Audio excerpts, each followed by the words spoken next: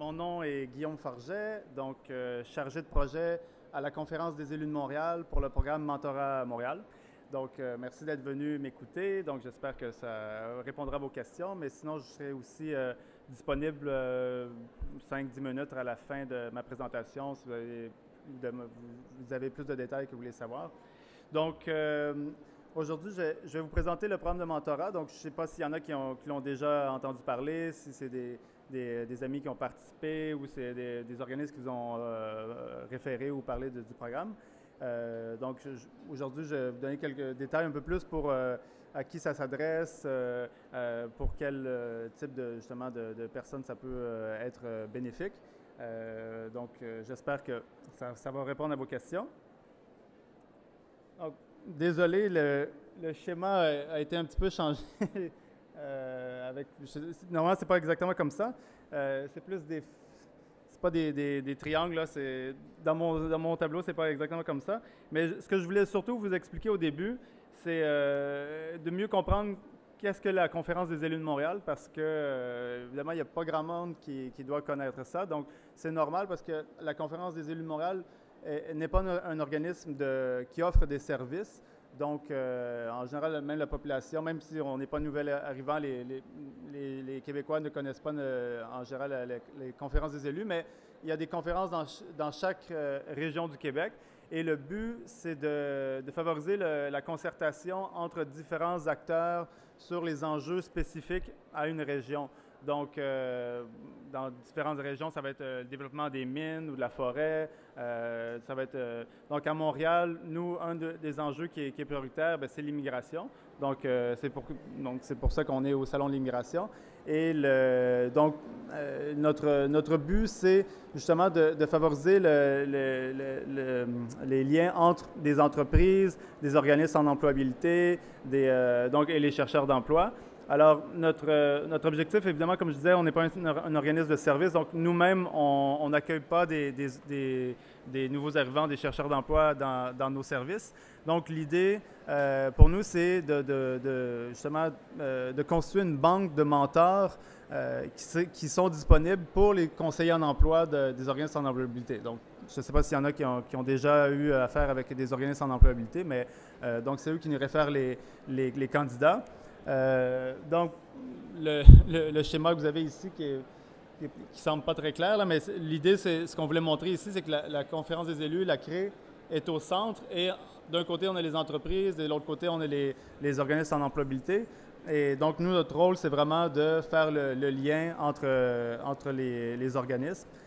Alors, je vais... Donc, juste un petit peu récapitulatif. Donc, le programme de mentorat est né en 2011. Donc, ça va faire 3 ans, justement, en juin 2014. Donc, on a fait le lancement officiel. Et, en fait, à la base, pourquoi on a voulu lancer cette initiative-là? C'est parce qu'on avait beaucoup d'entreprises avec lesquelles on travaillait déjà et qui nous faisaient part de leur réalité. C'était qu'il y a beaucoup d'organismes, des conseillers en emploi qui les appelaient individuellement, qui voulaient trouver des mentors, des professionnels dans leur entreprise pour justement accompagner des chercheurs d'emploi, des immigrants. Et donc, nous, ce qu'on voulait, on s'est dit ensemble avec les entreprises, c'est que ce qui serait plus simple et plus efficace, c'est de rassembler, d'avoir un organisme ou en tout cas un projet qui a comme objectif de constituer une banque de mentors, donc d'avoir une banque qui soit disponible pour tous les organismes en employabilité. Donc, plutôt que chacun cherche de son côté 2, 3 professionnels et chaque organisme appelle les mêmes entreprises, donc d'avoir une personne qui s'est trouvé moi, à justement faire des recherches pour trouver des professionnels dans les entreprises, donc d'avoir des relations privilégiées avec des entreprises dans différents secteurs pour pouvoir faire le lien avec les conseillers en emploi. Donc, j'espère que c'est un peu plus clair pour vous, mais l'idée, c'était aussi, parce qu'on se rendait compte, ce que beaucoup, je pense, d'entre vous connaissent comme situation, ce qui est pas toujours facile quand on arrive ici, ben, c'est évidemment d'avoir accès à quelqu'un qui travaille dans ce domaine-là. J'imagine que ce qui est pas toujours facile, c'est de justement avoir les bonnes informations sur le secteur, où sont les offres d'emploi, comment développer son réseau, connaître des gens qui sont dans le secteur. Et donc, nous, l'idée, c'était justement de travailler avec des entreprises pour un peu aider les personnes immigrantes là, à mieux accéder au marché du travail parce que c'est pas facile de trouver une job en général, donc encore plus difficile quand on vient pas nécessairement de Montréal, donc parce qu'on n'est pas dans les bons réseaux ou on n'a pas la bonne information sur où sont les offres d'emploi. Donc, c'était l'idée qu'on voulait présenter. Et en fait, c'était une idée qui était à la base, vient de Toronto. Donc, le projet a commencé en 2004 à Toronto. Et donc, nous, on a voulu refaire un peu la même initiative. Alors, donc, ça fait depuis, ça fait 10 ans. Nous, ça fait seulement 3 ans. Mais on est bien content des résultats jusqu'à maintenant. Donc, qu'est-ce que le mentorat professionnel? Donc, je pense que la plupart des gens vous avez une bonne idée c'est quoi le mentorat, mais évidemment, ici, ce qu'on veut offrir, c'est un programme clé en main, si on veut, pour les entreprises. Donc, c'est justement d'avoir un programme structuré, donc d'avoir aussi, comme je disais tout à l'heure, d'avoir au lieu que chaque organisme développe son propre programme ou contacte des entreprises, bien, c'est d'avoir les mêmes outils, les mêmes structures, les mêmes façons de faire. Donc, c'était l'idée qui était derrière le mentorat. Puis aussi, bien, au niveau des organismes, donc d'avoir la même porte d'entrée, si on veut, justement pour référer les candidats. Donc, on a un site d'inscription que je parlais plus loin, mais qui est justement donc qui permet d'avoir une gestion un peu plus centralisée. Bon, partenariat. J'ai déjà parlé un peu des partenaires avec les organismes, mais jusqu'à maintenant, on a marqué 20 organismes, mais en fait, c'est pas à jour. Là, on a rendu à 22 organismes là, qui nous réfèrent les candidats. Mais pour nous, ce que je trouve qui est important de mentionner maintenant, c'est que pourquoi c'est important que ce soit les organismes qui nous réfèrent les candidats, parce que évidemment, il y a plein de gens qui m'écrivent ou qui essayent de me contacter directement, qui veulent m'envoyer leur CV. Mais malheureusement, moi, je ne suis pas un conseiller en emploi, je ne suis pas spécialisé là, dans la recherche d'emploi. Donc, pour nous, c'est important d'avoir un conseiller qui va vous présenter c'est quoi les techniques de base en recherche d'emploi au Québec, à Montréal. C'est quoi, justement, comment refaire son CV ou bon, les techniques de réseautage et tout ça. Donc, pour nous, c'est important que quelqu'un partage cette information-là et qui peut conseiller sur justement peut-être la réalité du marché du travail en général. Mais l'idée avec le mentorat, c'est d'aller plus loin, c'est justement d'avoir quelqu'un qui est dans son secteur, qui va pouvoir justement vous donner des informations plus précises là, sur la réalité dans le secteur dans lequel vous voulez travailler. Parce que, par exemple, un ingénieur ou un informaticien, le conseiller en emploi peut vous donner quelques trucs ou des conseils, mais il ne saura pas nécessairement où les offres d'emploi dans le secteur, ou comment formuler son CV par rapport. Je donne un exemple. J'ai déjà eu une personne qui venait de Tunisie et sur son CV, c'était marqué qu'elle voulait être aviseur médical. Moi, j'avais aucune idée c'était quoi. Sa conseillère en emploi non plus. Et finalement, en parlant avec elle, j'ai compris qu'elle voulait être représentante pharmaceutique. Donc, travailler pour une entreprise qui veut pour marketing pour les médicaments. Donc, ce que ça m'a montré, cet exemple-là, c'est que sur son CV, elle n'avait pas la bonne dénomination. Donc, un mentor va pouvoir lui dire, dans son CV, qu'est-ce qui peut accrocher ou qu'est-ce qui va permettre ou non à un recruteur de justement de pas finalement mettre son CV à la poubelle ou au recyclage dans le meilleur des cas. Mais donc, c'est vraiment, donc, ça va être ça un peu l'idée, l'importance là, aussi d'aller voir un conseiller en emploi qui va permettre de discuter aussi c'est quoi vos objectifs professionnels et voir si le mentorat correspond à vos besoins. Parce que je pense que le mentorat est vraiment utile pour beaucoup de monde, mais c'est pas nécessairement, c'est pas tout le monde qui en a besoin. Il y en a qui sont très autonomes ou qui ont déjà un bon réseau, que ça fait quelques années qu'ils sont déjà ici. Donc, la partie suivante, c'est plus nous, c'est quoi le cadre un peu du jumelage. Donc, pour nous, la relation de jumelage dans le cadre du mentorat, c'est d'avoir une relation privilégiée individuelle avec une personne. Donc, sur une période d'environ 4 à 6 mois, là, il y en a qui vont dire ben, c'est long. Moi, je veux trouver un emploi comme dans un mois. Je ne vais pas attendre 6 mois. Bien, évidemment, pour ceux qui sont en recherche d'emploi, vous savez que c'est pas toujours aussi rapide qu'on le veut. Puis, des fois, on passe une entrevue et ça prend 3 mois même avant que finalement le processus se termine parce qu'il y a 2-3 entrevues avec le directeur ou le gestionnaire ou des fois des tests d'aptitude ou d'anglais. En tout cas, bref, des fois, ça prend du temps. Alors, l'idée, c'est vraiment d'avoir un accompagnement privilégié avec une personne qui va pouvoir justement nous guider, nous orienter sur une base régulière. Donc, nous, on suggère toujours au moins chaque semaine ou 2 semaines au début et ensuite un peu plus espacé, ça peut être aux 2-3 semaines. Mais évidemment, tout ça, ça dépend de vos besoins, de la réalité du marché du travail, mais aussi des disponibilités du mentor, les vôtres. Il y en a qui ont des familles, il y en a qui travaillent à l'extérieur de Montréal, donc ils peuvent juste voir le soir. Donc, bon, tout ça, donc ce que je veux dire, c'est que la période de temps, c'est plus approximatif parce que des fois, ça dure moins longtemps parce qu'il y en a qui trouvent un emploi rapidement, puis d'autres fois, il y en a qui se trouvent un emploi, ça prend 8 mois, 9 mois. Et il y a des mentors qui disent ben moi, je vais l'accompagner jusqu'à temps qu'il se trouve un emploi. Et dans la plupart des cas, il y a aussi des mentors qui disent ben moi, j'ai gardé contact, puis on se voit encore, on a été luncher. Donc, justement, hier, je parlais avec quelqu'un qui s'est trouvé un emploi, ça fait déjà 2 ans, il est toujours en lien avec son mentor. Et moi, ce que je trouve qui est très bon, parce que justement,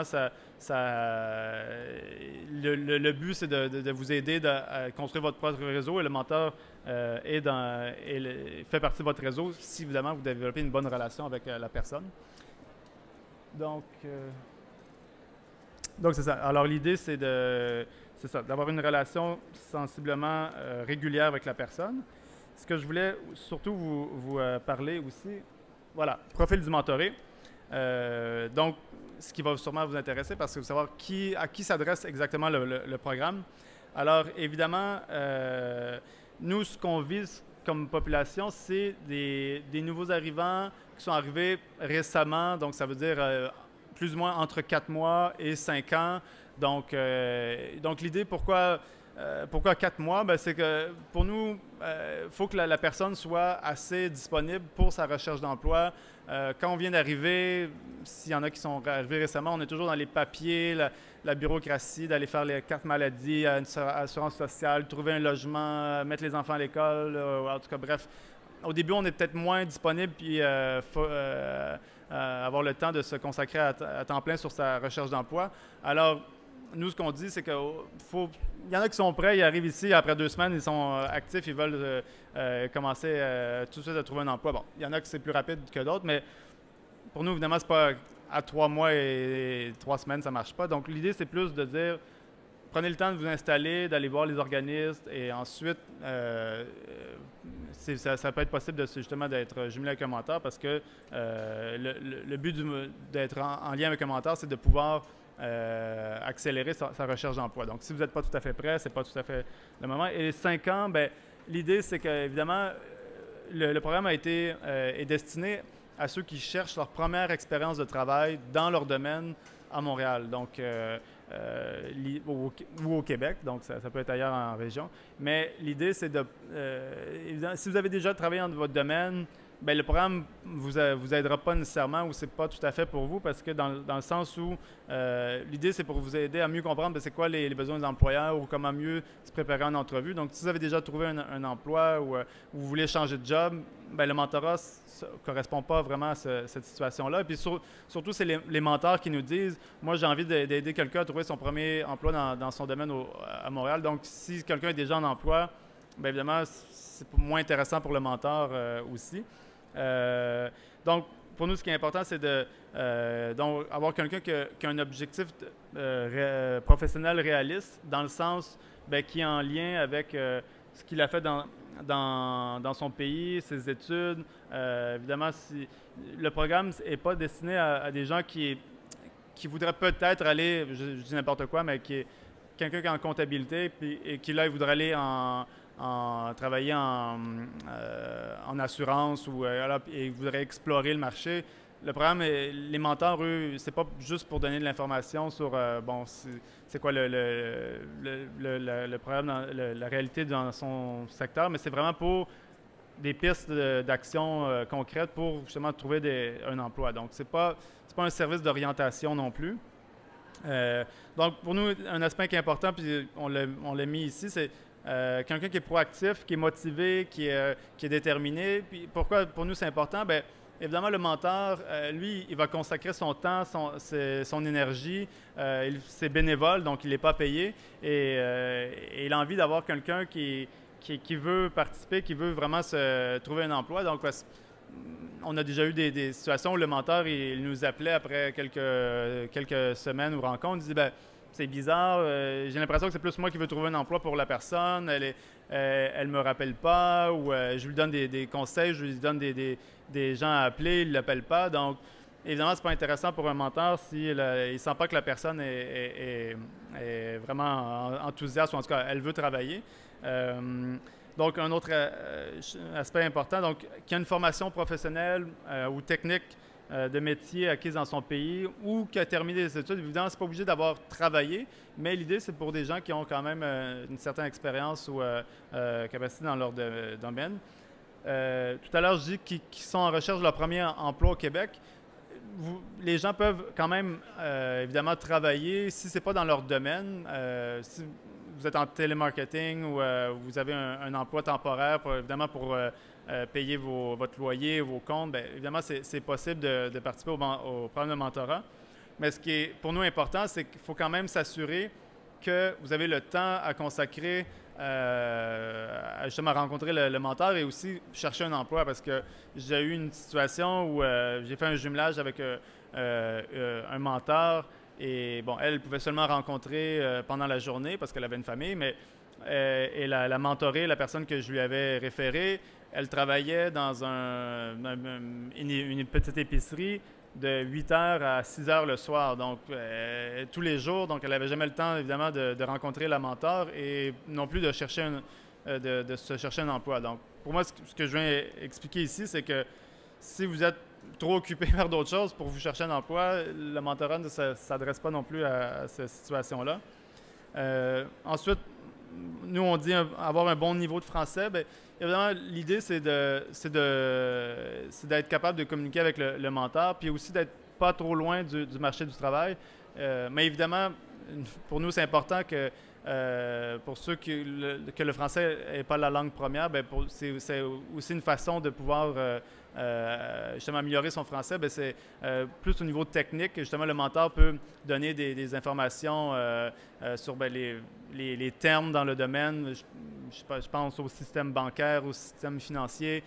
Des fois, on connaît bien comment ça marche dans son pays, mais après ça, maîtriser les termes ici, alors c'est l'aspect que justement le mentor va pouvoir aborder avec vous. Donc voilà. Et dernière chose, ayant une connaissance de la culture du travail au Québec et des techniques de recherche d'emploi, bien, ça c'est...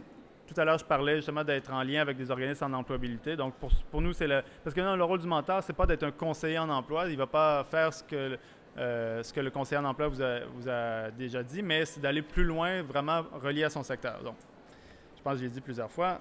Donc, profil du mentor. Donc, évidemment, c'est pour nous, ce qu'on veut mentionner ici, c'est qui sont les mentors. Bien, donc, comme je disais, mon rôle, moi, c'est d'aller dans des entreprises, d'aller dans différents événements et de trouver des personnes, des professionnels qui accepteraient d'accompagner des gens. Et puis, jusqu'à maintenant, on a 340 mentors qui sont inscrits dans notre banque de mentors.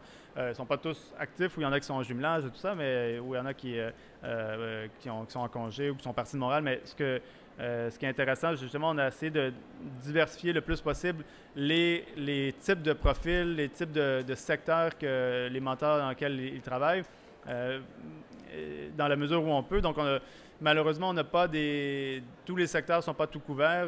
Je pense, exemple, à la chimie. Donc, je ne sais pas s'il y a des gens qui travaillent en chimie ici, mais on essaye beaucoup d'avoir des mentors dans ce domaine-là, mais ce n'est pas facile parce que, premièrement, il n'y a pas beaucoup d'emplois dans ce domaine-là ici à Montréal. Donc, en général, les jobs sont plus à l'extérieur de Montréal, en périphérie, à Vaudreuil ou Contrecœur. Donc, c'est pas facile d'avoir des mentors dans ce domaine-là. Et pourtant, j'ai beaucoup de demandes, malheureusement. Mais on ne peut pas répondre à toutes les demandes. Donc, il y a des secteurs comme ça, comme en droit, on a un petit peu, on n'a pas beaucoup de mentors, mais on a beaucoup de gens, tout ce qui est plus finance, système bancaire, en informatique, communication, marketing, comptabilité, gestion, administration, des ingénieurs, ça, on en a aussi, mais il y a beaucoup de demandes aussi. Donc, et puis des fois, on a quelques mentors dans des domaines spécifiques. Je pense à traduction ou des fois aussi en architecture. Donc, on a quelques mentors, mais des fois, donc on n'a pas beaucoup de demandes, mais des fois, évidemment, il y a des profils dans différents secteurs. Donc, le rôle ce que je voulais surtout mentionner aussi, puis bon, j'en ai déjà un peu parlé, mais qu'est-ce que le rôle du mentor? Mais ce qui est important pour nous de mentionner donc c'est le fait que, évidemment, le mentorat, c'est pas un stage et le rôle du mentor, c'est pas de trouver un emploi pour la personne. Donc, il y en a beaucoup qui évidemment, qui souhaitent participer puis ils aimeraient que le mentor leur trouve un emploi ou qu'ils les mettent en relation avec des entreprises. Quand il y a des offres d'emploi je prends un exemple, quelqu'un qui est en informatique et on a un mentor chez CGI et là, lui, il rêve de travailler là-bas. Bien, évidemment, le rôle du mentor, c'est pas de le faire rentrer dans l'entreprise. Donc, il y en a qui sont déçus parce qu'ils pensaient que le mentor aurait un lien plus direct avec à trouver un emploi, mais évidemment, c'est pas le rôle parce que c'est déjà difficile de trouver un emploi pour soi. Donc, évidemment, trouver un emploi pour une autre personne, c'est pas facile.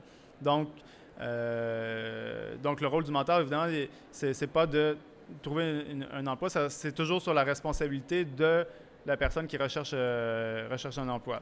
Donc, il n'y a pas de garantie d'emploi non plus à la fin du programme. Donc, pour nous, c'est important que ça soit clair dans le sens où, pour pas qu'il y ait des fausses attentes. Et pour moi, c'est justement une des beautés du programme de mentorat, c'est que comme il n'y a pas cette situation de relation de recrutement, j'imagine que vous avez déjà passé plusieurs entrevues, et là, dans une entrevue, on se dit est-ce que je devrais dire ça ou je devrais non, est-ce que j'aurais dû poser telle question ou répondre de telle façon. Mais justement, dans le programme de mentorat, la beauté, c'est qu'il n'y a pas cette relation-là d'attente par rapport au recrutement. Alors, l'idée, c'est justement de pouvoir poser toutes les questions qu'on rêve et de pouvoir justement avoir une relation ouverte et transparente avec la personne. Donc, c'est pour ça que je prends la peine de le mentionner parce que je trouve que c'est ça qui fait qu'une relation va bien se développer. Et aussi, ben, pour moi, ce qui est, comme je dis toujours, le rôle du mentor, c'est de partager, conseiller, guider. Et donc, la personne est libre de répondre, est libre de faire ou non ce que le mentor lui suggère.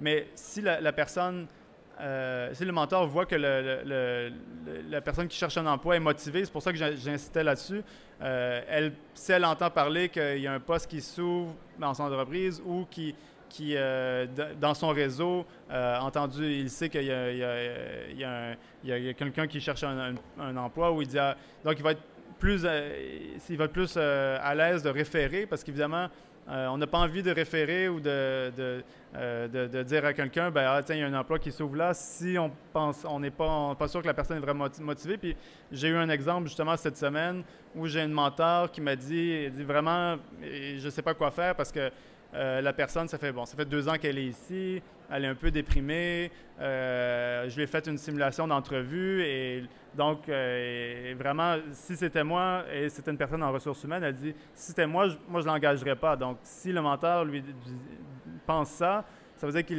n'aura pas envie de le référer. Donc, pour moi, ce qui est important, c'est justement, puis ce mentor-là lui a dit, si je peux te permettre de me donner mes conseils, serait justement d'être plus positif, de pas...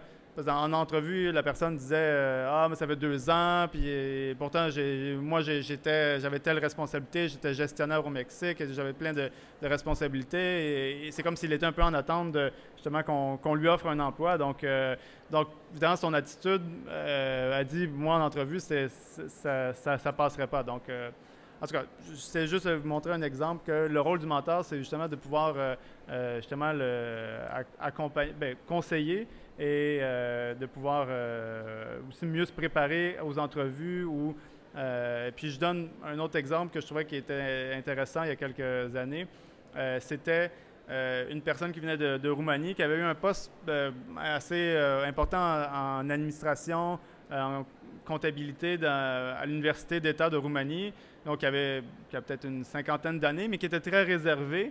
Et elle se présentait toujours comme qu'elle était timide et tout ça. Puis là, sa mentor, elle dit, mais arrête de te voir comme quelqu'un qui est réservé, qui est timide. Mais puis elle voulait travailler en finance, justement, en comptabilité. Elle dit, au lieu de dire que tu es réservé, tu es timide, ben, présente-le vraiment plus que pour toi, c'est une force de travailler pour un employeur, d'engager quelqu'un qui est réservé, mais qui est justement qui est discret, donc en comptabilité, en finance, c'est important la discrétion, donc c'est une valeur, alors qu'elle le voyait comme quelque chose de négatif. Donc, ça, c'est un autre exemple que le mentor peut apporter, justement, de comment mieux se préparer en entrevue, parce qu'évidemment, on est toujours gêné puis stressé en entrevue.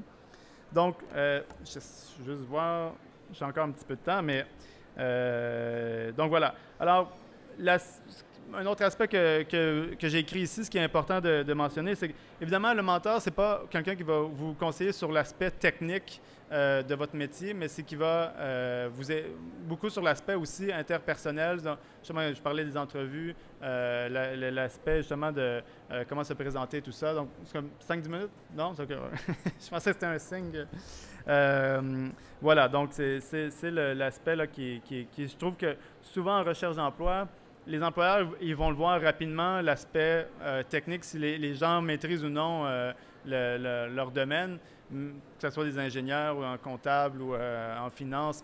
Mais ce qui va souvent jouer, si un employeur a comme 5 personnes en entrevue, 5 bons candidats, ce qui va souvent jouer, ce qui va faire la différence, c'est la façon de se présenter, l'attitude, le côté interpersonnel, parce que l'employeur veut savoir si est-ce que ça va être un atout ou non dans une équipe. Donc, c'est souvent ça qui va faire une différence. Puis, je te redonne, excusez-moi si je donne des exemples, mais je trouve que c'est souvent intéressant. J'avais une personne du Congo qui avait beaucoup d'expérience, un beau CV en informatique et il avait, lui, son problème, il n'avait pas de problème d'avoir des entrevues. Il y en avait plusieurs avec Vidéotron, Bell, CGI et à chaque fois, ça ne marchait pas. Et justement, je lui avais trouvé un mentor chez CGI en ressources humaines. Puis elle lui a posé la question, bien, selon toi, qu'est-ce qui ne marche pas? Et puis tout ça. Et là, la personne lui a dit, bien, il dit, je sais pas, moi je suis un informaticien et quand je fais des entrevues, on me pose plein de questions sur comment je gère mes échéances, qu'est-ce qui arrive si je suis en retard ou s'il y a un conflit dans mon équipe, comment je vais réagir. Et il dit, moi je comprends pas, moi c'est pas ça qui m'intéresse, je veux parler d'un informaticien. Et donc moi je dis, on a assez de problèmes au Congo entre tout le monde, donc moi s'il y a des conflits, je veux pas me mêler des conflits des autres. Et puis là, le mentor en ressources humaines a dit, je pense que c'est une mauvaise réponse. Donc, l'idée, ce qu'ils veulent voir, c'est justement, est-ce que tu vas être capable de collaborer? S'il y a un conflit, est-ce que tu vas être la personne qui va s'en aller parce que oui, tu peux être très bon en programmation, en informatique, mais ce qu'ils veulent voir, c'est est-ce que tu vas être capable justement d'être un bon partenaire dans une équipe ou tu vas plutôt être celui qui va créer des problèmes. Bon. C'est un autre exemple, mais je trouve que justement, c'est là que le mentor peut avoir un apport. Et puis finalement, cette histoire-là, c'est bien fini, dans le sens où elle l'a vraiment coaché, bien préparé. Donc, il a eu une autre entrevue et il a eu finalement une job dans son domaine. Bon, une histoire qui est bien finie, mais d'où l'intérêt justement d'avoir des conseils et puis aussi de les écouter. Voilà. L'autre aspect, bon, rôle du mentoré, rapidement, j'en ai parlé encore tout à l'heure, mais évidemment, moi, je dis toujours aux personnes qui participent, c'est vous qui êtes en recherche d'emploi, donc c'est à vous de faire les démarches, de communiquer avec le mentor, d'être proactif. Bon, j'en ai parlé tout à l'heure, de préparer les rencontres, les sujets, tout ça, de communiquer avec son mentor sur c'est quoi ses motivations, ses intérêts à travailler dans le domaine. Puis je prends encore d'autres exemples, mais des fois, beaucoup de mentors me disent, soit qu'ils passent des entrevues ou qu'ils sont en lien avec des gens, et me disent, souvent on vous demande la question en entrevue, pourquoi vous voulez travailler dans notre entreprise, ou pourquoi vous avez décidé d'être, je ne sais pas moi, ingénieur en mécanique, ou bon. Et souvent, les gens, ils savent, des fois, ils ne savent pas pourquoi, qu'est-ce que fait l'entreprise exactement, ou c'est quoi leur service, ou c'est quoi la différence entre justement les différents, les compagnies dans le secteur. Et donc, tout ça pour dire que le mentor, ce qu'il dit, c'est si la personne n'est pas capable de bien l'expliquer, donc elle n'arrive pas à convaincre en entrevue un employeur qui veut justement l'engager. Donc voilà, j'ai fait un peu le tour. Je vois que le temps avance. Dernière chose que je voulais mentionner, c'est évidemment le programme de mentorat à Montréal. Il n'y a pas de coût pour participer. C'est vraiment c'est financé en partie par le ministère de l'Immigration et des communautés culturelles, mais qui vient de changer de nom. Là, mais, bref, le ministère de l'Immigration et la Conférence des élus de Montréal. Évidemment, mais chacun doit payer ses frais, passer des déplacements et aussi des rencontres ont lieu dans les cafés. Bon, ça, c'est plus des détails, là, mais ce qui est important à retenir, c'est qu'il n'y a pas de frais. Donc, pour les gens qui seraient intéressés à participer, qui aimeraient ça bénéficier, puis que vous aviez vu les critères un peu tout à l'heure pour participer. Ici, il y a la liste des organismes avec lesquels on collabore. Donc, comme j'expliquais, donc les gens ne nous envoient pas directement leur CV, mais doivent être référés par des conseillers en emploi avec les organismes avec lesquels on collabore. Et là, Ikram, qui est ma collègue qui est ici, est-ce que tu peux aller chercher les feuilles de la liste d'organismes? Donc, pour les gens qui vont être intéressés, on va pouvoir distribuer la liste des organismes avec lesquels on est déjà en lien. Et puis, donc, l'idée, c'est vraiment d'aller voir les organismes et ensuite, qui vont évaluer si le programme correspond à vos besoins, à vos démarches de recherche d'emploi, et qui ensuite nous réfèrent les candidats. Donc, c'est un peu plus de démarches, mais c'est parce que malheureusement, je suis tout seul à gérer le programme, donc je ne peux pas, si vous m'enverrez tous votre CV, je n'arriverai pas à répondre à la demande. Et on a beaucoup de demandes, et donc on essaie d'être le plus efficace possible, évidemment. Donc voilà. J'espère que ça a répondu à vos questions. Merci beaucoup d'avoir été patient et de m'avoir écouté. Et puis, je vais rester une dizaine de minutes là s'il y a des gens qui ont des questions, des interrogations. Et puis, merci.